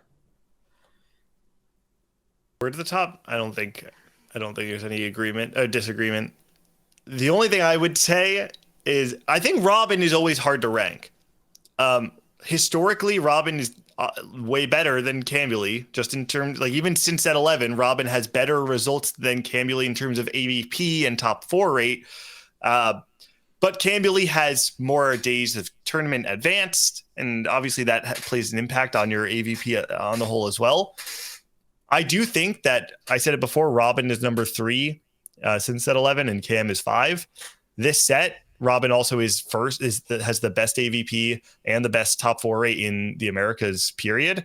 So I would put Robin over Cam. Would you just put these 1 and 2 in this category? I would, but I feel like it's more Clement and Panda. I'm fine with them being above Gobo, if that's what you're asking.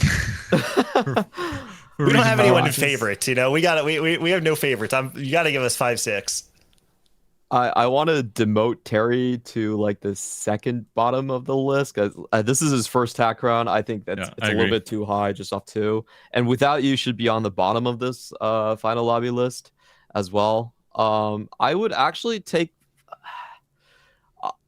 It feels really weird because I have Camberley above Robin songs and Flancy above Robin. So that would be my ranking order. But like I think it's fairly minor. There's like plus minuses there, so I think the best argument for Robin is how much do you value someone just playing like themselves on tournament day? Because I think that is very clearly Robin's edge. That it's like when tournament time comes, he just plays like Robin. Like you know what's crazy is if you look at his current stats, which are the best AVP and the best top 4 rate, and compare them to his career stats since set 11, they're not that different. This is not even a high roll set for Robin if you assume that his career stats are actually giving you a clear indication of how good he is. I actually just think that at the end of the day, Robin may not be the flashiest and he might make a lot of mistakes, but he doesn't actually, like, his delta of his worst performance in tournament is not actually that much. It's not that much worse than his average. And to me, I think, especially internationally, that's a really, really, really important skill to have. Panda, where do you think Gobo belongs on here? I think he's in the right place right now. I think he has still more to prove about himself internationally. Going back to Robin, though, one question is, do you think Robin fares more negatively against players who are better on average, like the international field, for example, attack round compared to a regional competition? I think a lot of what Robin does really well is playing very cleanly and not making mistakes. And his type of TFT, where it's more kind of flowcharty, a big part of that is not having these crazy transition and pivots, and not like Gobo, you mentioned Clement earlier, finding himself pivoting to Star Guardians and ending 8th because of it.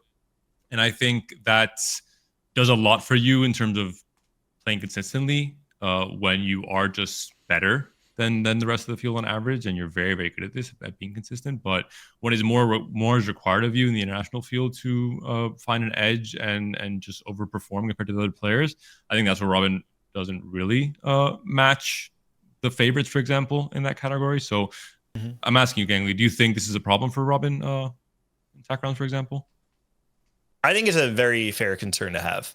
Like, Robin's, if you look at even the stuff that he's played, not just this set in the regional finals, but previously, it's like he's the Vanguard marksman player, right? Like the top 4 get the placements because other people are going to mess up, and you want to. This actually, Clement's example of Daylaw picking up the the dead bodies. Isn't Robin a much better like visualization? Scavenger. Of that? He's the scavenger. He is the scavenger. The one true scavenger. And this set played a ton of Star Guardian, which of course can cap out. There are ways to play that line into a first, but it's certainly not known for it being that way. And I would say yes, it is a little bit of a concern. I think I would be a little silly to say that there's no concern about that at all.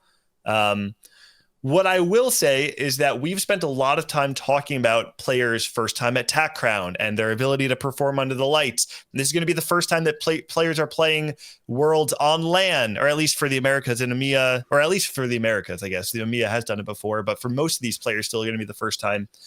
I I think that no matter how much experience you have, there are some players that still struggle to play like themselves when the lights are on. There's the phrase, you can't teach clutch. I'm not saying that Robin is the most clutch person in the world. I mean, he's made it to the final lobby 8 times of a regional finals for the Americas, but he's also gone bottom 2 in a lot of those final lobbies. He isn't really known as being the closer. But I think if we're really just looking for like who is going to, on average, make it to the final lobby, I would believe that Robin is going to, on average, make it to the final lobby more than most players in this field. Yep. Okay. Yeah. I think his ability to win is a little bit less than those some of those in this tier. But I 100% believe that of these players, actually, maybe even, I don't know, that's a statement. If we were just taking a bet on who would make the final lobby, Robin would be one of the higher ones and maybe even higher than some of these favorites just because of the way he plays the game. So I think he belongs there. For some of these CN players, there's obviously more history with someone like Flancy than some of these other players. But Clement, we feel good about this tier? Yeah, I feel pretty good about this. I think like Zumbai, previous TLC winner, very hard worker, probably best CN player in the study group so far. He deserves a lot of recognition for that. Chitu is a really fun one because he's a big streamer. He streams 24/7, but he's also very stat oriented. And if you looked at his small optimizations, this guy is he's so incredible. I remember there was this one board in tournament where he was just moving one unit, one hex to the right, and just splitting the enemy front line away. So he's down to that level of detail. Very good. I do want to preface this in terms of like moving players up and down a little bit by like what I'm seeing out of the meta, which is this meta is you have to scout really, really fast. And you have to be very aware of the lobby terrain where each player is most likely to go.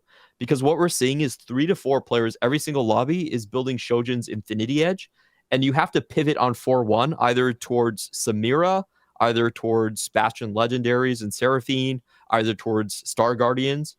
And those are very split-second decisions. You have to get your... It's basically instant musical chairs.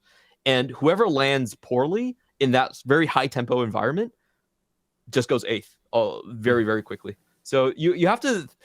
that basically what that translates is that I think flowchart players take a pretty big debuff. It's actually pretty flex around like the best item combination.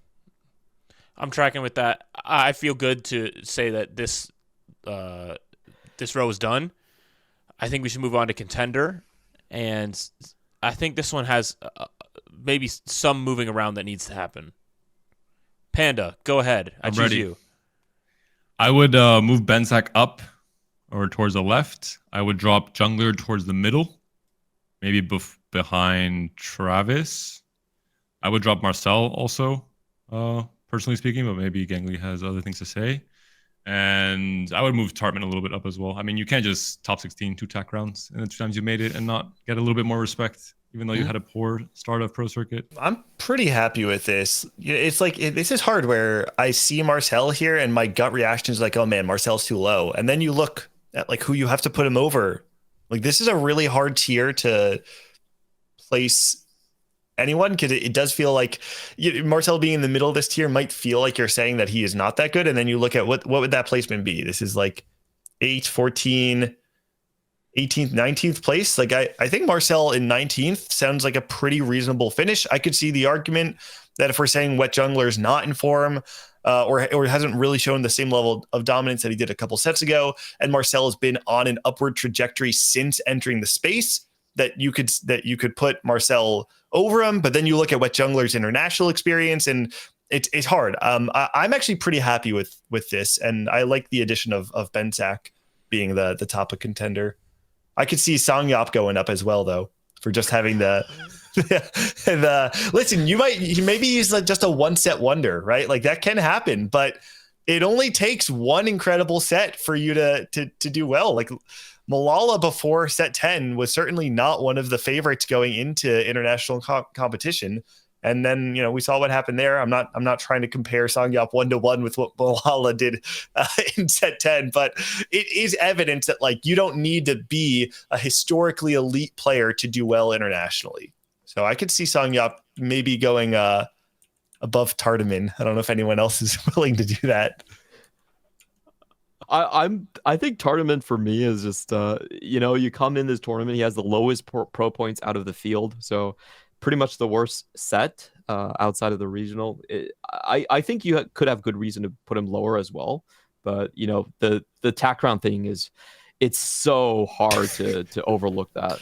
And also I'm the just study getting group. the balance. The study group for Tarman, he works with the 6-man study group: Lekoko, Jedusor, Opal, Lides, Tartman, and Experian. And there's not much better prep when it comes to tournament prep and meta knowledge than this group. So regardless of where you faltered in the sets, or maybe like we've seen Jedusor this set, for example, as well, I think the prep you have leading up to the tournament is almost unbeatable, and that's a big part of shoring up and optimizing your game plan for a weekend like this one. Clement, close your eyes, don't look at the names of anyone, and just tell me, finish the sentence. I think Jazz Latte and Songyop will place blank, respectively, at this tack round. I think Sanyap is going to place around 16th to 20th, and I think Jazz Latte probably goes, I think he could hit like 14th, but he also has a much lower end to like 28th. That would be my guess. So you think Songyop would be, you would favor Songyop over Jazz Latte then, sounds like. I think he has a much smaller band of performance. Okay. Yeah, he's probably not gonna get into the final lobby. Like, this is a player with a sub 10% first place rate, so he's actually gonna drop a lot of points that he could have picked up when you're talking about tack round cuts, because the cuts are very, very aggressive, and a lot of times you actually have to play for high cap early on, and I think that's what holds players like are super tempo focused like Sanyap down a lot in a tack round format. But just one-on-one, I actually think he's the better player than Jazz Latte, but I think Jazz Latte plays for more like crazy outs. He's probably the best Bastion Legendaries players we have coming out of APAC. And he also has a very strong study group. So, one-on-one, I'm willing to put Sanyap further, but because of the other factors, yeah. Understood. Anything else that needs changed in contender tier? I'm surprised that there's not more hype for Travis, because in my eyes, like, Travis probably does better than Michael or Marcel by a considerable margin. Or is that just me looking at Fast 9 and thinking that's too good of an indicator? I think he's in a good place for his first tack round, Okay. especially considering the player Travis is. I think he's been very good on LAN, actually. He's won 2 Polish championships, the kind of the regional competition equivalents, and one of the EMEA LANs in Magic and Mayhem. So that is a factor that I think favors him, but he is a volatile player, not so much in his meta read and his game hunt, but his emotions. I think if he starts off poorly, that can be a problem. I think he's in the right place. Contender, top contender for your first, for your debut in the tack round. I think it's a fair place to be in for him. All right, let's keep moving to the last row. Let's look at Sleeper, and I think the way that we look at these players is how who would we be least surprised to see randomly pop off and make it to final lobby? As I think how we should order this, and I think Gangly wants to keep Doha right where he is. Yeah, I'm going to keep my mouth shut for now because I've talked a lot about a lot of these players. So I'm going to let Clement and Panda do their little lists, and then maybe I'll correct it for them at the end. For me, it's Shaco. I feel like being a global rank 1, even though TBC players aren't playing on ladder, is still pretty cool. And his stats are just really interesting. He has the most Fast 9 comps played out of the entire field, does very well on it. So this is a player that is always forward thinking, can plan ahead, and has showcased that just moving from non-TPC to regional finals.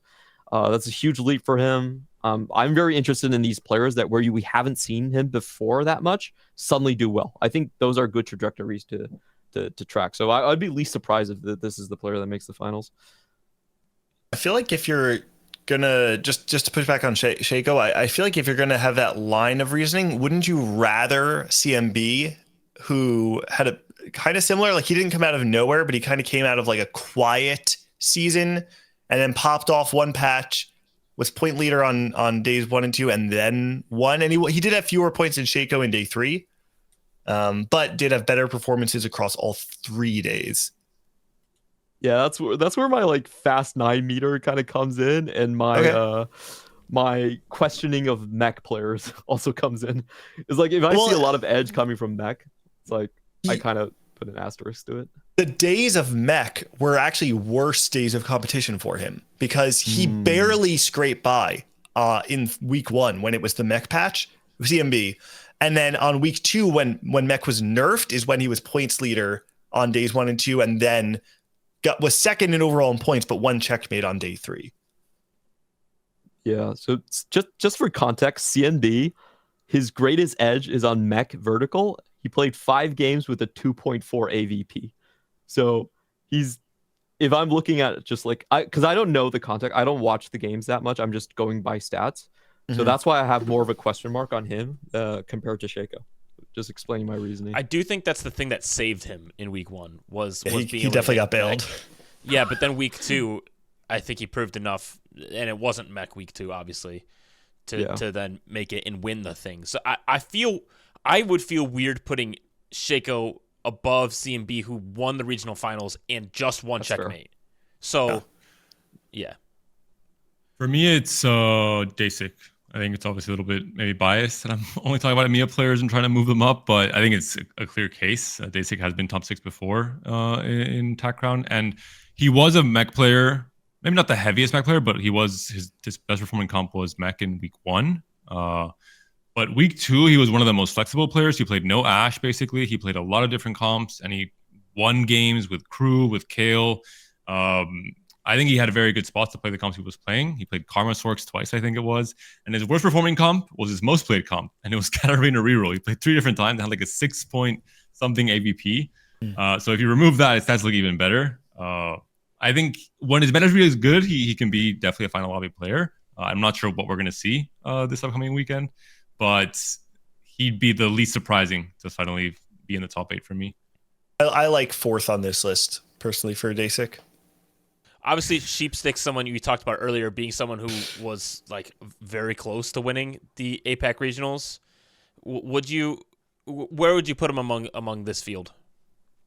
I don't think his career stats and just like stats in this tournament are that eye-popping compared to the field. So I'm kind of fine where he is. I just think that I also wouldn't be surprised if he does place very high. Like a lot of players from Singapore, Steppy, Eggy, they're placing in the low 10s without any prior experience. And I have to say that community is known for producing top quality players. A lot of it does come down to language. It's the same thing with our study group as well. If you can understand Mandarin and also understand English, the amount of available tech that you can access is just astronomically high. I think the best player in the world is probably going to be someone that understands French, Vietnamese, Chinese, and English. Like if there's a player like that who exists, it's just like they just get all the tech instantly. So, for structural reasons, Singaporean players, the one-off Singaporean players tend to be very, very strong attack round. Okay, but you're fine with him here. I'm fine with him here. I wouldn't be surprised if he goes higher. Yeah. Talk to me about any of these other players. You put K-Bao behind him, from what you were saying, it seems. Yeah, but like I also could see K-Bao as contender. TPC winner, probably strongest study group, also very close to Ironbog. He's probably the closest contender to Ironbog as well. So the two of them talk constantly. But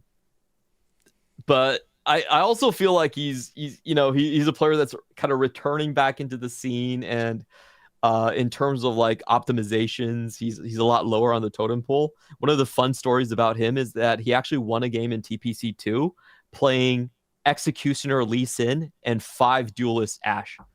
And he's like, yeah, I won that game, and that proves anyone can do it. So, my understanding, he might be up there with Ironbog, but like in terms of like the hands, I still have to put him lower, a lot lower in that case.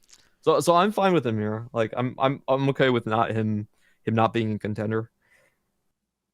Jack, do you have stronger opinions on the Americas placement here, by the way? than I do, because I feel like I'm actually a little bit wishy-washy on some of these. JD is the one that I actually could feel like it would make sense to me if he was at the top of this list or right behind Dehua. But I also feel like a lot of people out there probably don't put JD super high. I feel like I would just put him here. I think he's such a consistent player that I wouldn't expect him to randomly pop off. But I would not be surprised if he went 12th. You know what I'm saying? Yeah. No, I totally feel it. I would be very surprised if he made top 8. I would be not that surprised if he went 12th. I think that's a great illustration, Jack. Where somebody like Dohua, he's either going like dead last or making final lobby. Like, Yeah. I don't know. Yeah. I just want to be fair. I don't know anything about Abai. This is a new TOC player, so hasn't appeared before. It's just kind of a question mark for me. I don't want to purposely put him at sleeper. I just don't know anything about him. Yeah, he went second, right? Just a few hours ago at TOC. Yeah, so top 4. Obviously a good player this set specifically, but we just don't know enough about him to put him higher. This is the flawless tier list. Anyone says we're wrong? You're wrong. I realized that the more I talked about Dehua, the lower he got on the tier list. Yes, so I just won. didn't bring him up at the end. That's it. I didn't bring him up, but he stayed where he was. So, Well, let's wrap up the show. Gentlemen, thank you for coming on. This is, if you guys wonder what happens at Tac Crown in the writer's room, this is basically it. Mostly everyone fighting gangly, specifically Panda, trying to, usually not fists, but I'm sure it's been close. But just a lot of great discussion around players and storylines and stats and all these different things. And all of a sudden we'll have Clement pull out the most random stat that we're all like, oh, that makes a lot of sense. So Yeah. It's just so fun to be able to bring that to you guys in this podcast. And it's almost 2 hours long. So, we nailed it, right? Almost an hour? Almost an Let's hour. go. 2 rounds down to 1 in a lot of cases. Ainley, let me tell you this. You guys should restructure the show. It should not be stats corner. It should be interview corner, and stats are the entire rest of it. Oh. Yeah, we should do it that way. That's, Only that's a good stats. pitch. Okay. I'm the I'll- stats dude on the team, so I'm always very sensitive and trying to promote this. Yeah, if there's any interesting stat things anyone on social media wants to talk about, you can find me on Twitter, and I'm happy to go over players and stuff. It's really fun. I love it. Well, you guys will be on the broadcast on November 14th. You're traveling early next week to Alicante, as well as the players will be there as well from America and EMEA. And so I'm personally super excited for this tournament. It's going to be wonderful. Anything that you guys would like to say to hype up your region, your final words before we head into this? We'll start with Panda. I said this before, but this time, EMEA is winning the TAC crown. We're back to where we belong, at the very top of the TFT world. It's been a long time coming. Double his 2-time championship, and he will leapfrog Dish Open title in the GOAT conversation. You heard it here first. Clement, your turn. Go ahead. Oof. I actually agree. EMEA has sent the strongest squad out of all of the regions, all things considered. But I'm here to talk about my boys. I have seen the work you put in. We have reshaped the landscape of APAC. We were always underneath the hilt of Vietnam and Korean servers because they were just, for Vietnam, they were at least 15 times larger than our player base. For Korea, at least 6 times larger. But you guys are now the best server in TPC and APAC. I've seen the work you put in. I believe in you guys. Just bring it home. Gangly, let her rip. It's been a long time since the Americas has been on the back foot going into international competition. But the most important thing to remember is that when the sleepers awaken, the beast is unleashed.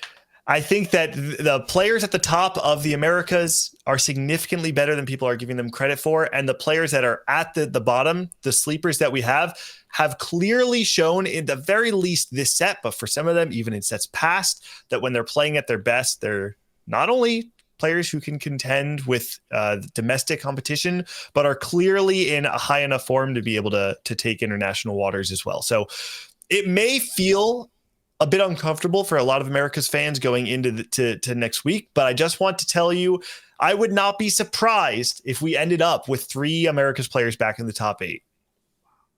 I would say the perfect summary of this smaller regional battle between EMEA and Americas for this tech round is the Avengers versus the Scavengers, with Dehua and Robin leading the pack, according to Genghis analysis. Scavengers.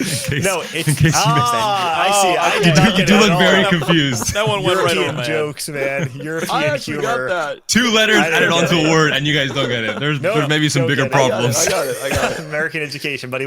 We got the Teen Titans going. That's what it is. The Avengers Yeah. versus the Oh, Teen I'm a fan. Titans. I'm a fan, actually. I like that. Yeah. All right. Well, that'll do it for the roll down. Thank you guys for watching. If you like the show, please let us know. Comment down below, like and subscribe. Share it with your friends, and hopefully you guys don't hate our tier list and hate us as human beings. But anyway, we'll be back with more content. Definitely a Worlds review episode, Tactician's Crown review coming at some point. So, gentlemen, good luck on the broadcast, and we'll see you guys soon.